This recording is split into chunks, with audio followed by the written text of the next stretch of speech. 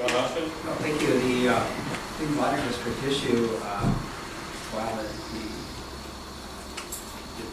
canary in the mine was as people call one problem in Discovery Bay, the waters of Puget Sound are at risk. And I think most people are aware of this, and that's why we have the Puget Sound Partnership. And we have dozens of organizations that are very concerned about this. There was an article, I think, in today's paper about acidification.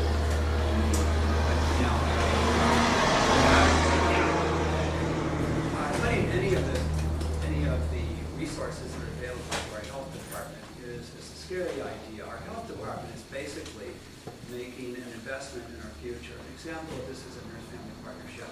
What is our truly most important resource? It's our kids and the people who live in this county. And organizations like the Nurse-Family Partnership go out to young mothers, young pregnant women, and they teach them what they need to know in order to bring up children and babies that are healthy. If we have babies that are not healthy, young adults who are not healthy because parents don't know how to deal with them, we're going to be dealing with problems for the rest of that person's life. So, maybe both of my colleagues here, that there really isn't a lot of room to make any cuts. The important thing to do is to invest in the people and the resource that we have now. Thank you. Do you support a home rule charter for Jefferson County? Diane? Johnson? I think it's a very interesting idea. The home rule charter definitely would serve to give a representative voice to each district because they would be electing directly the person who was going to represent them within the district and not have the general population of the county voting and therefore sometimes skewing the vote in a different direction than the district itself voted. That has been a bone of contention, sticking in the craw of some rural folks.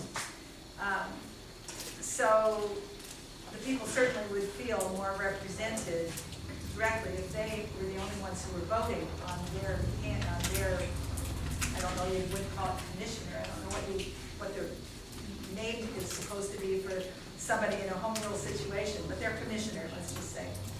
I don't know if there are unintended consequences for having that kind of a government structure, and that needs to be looked into.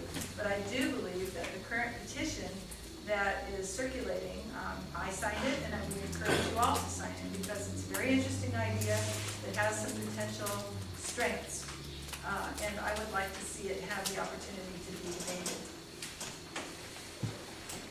Thank you. John Austin?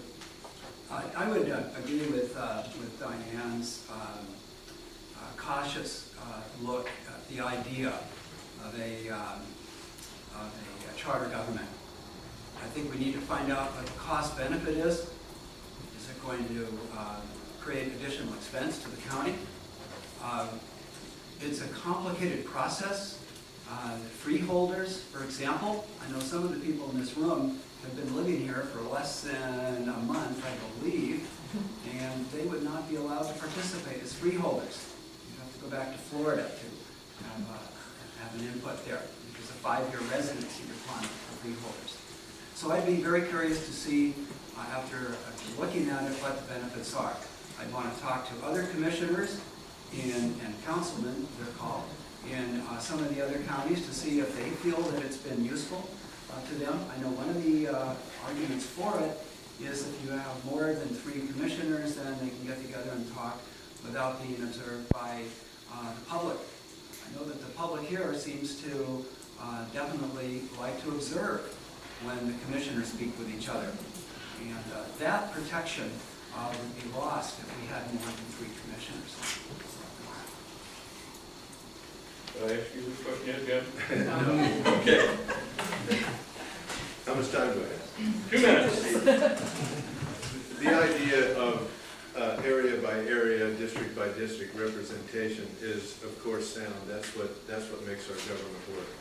And I said earlier, the reason that I was brought into this race is because in talking with people up and down and left and right throughout our 3rd district, they don't feel like they're being heard and being represented.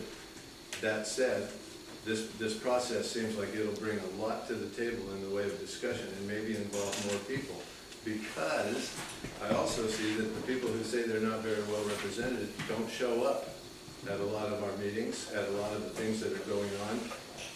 I've spoken with people who live on the water and have no idea what the Shoreline Master Program is. I've spoken with people who live in the valley and have no idea what RIA 17 is about.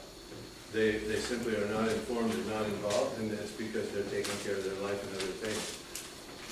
I would not want to see it expand the cost of our government in the current state that we are in economically. So looking at the sound future of it, I think it's a good idea. I especially am concerned with the strong influence that we have in the way our entire county is starting to serve just the city of Port Townsend and ignore the southern reaches. And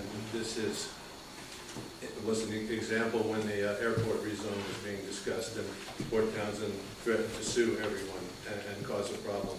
Immediately we had to convene met in 5 years for one show and tell meeting where the airport was never discussed, and then a joint memo of understanding was signed allowing Port Townsend to be influential in the county process. However, you get to that city limit, the county has no influence in that city process. So giving people in the county power to govern their own areas and their own districts is something I would affirm. Thank you. Well, we're going to wrap it up at this time, and so we'll each have 3 minutes to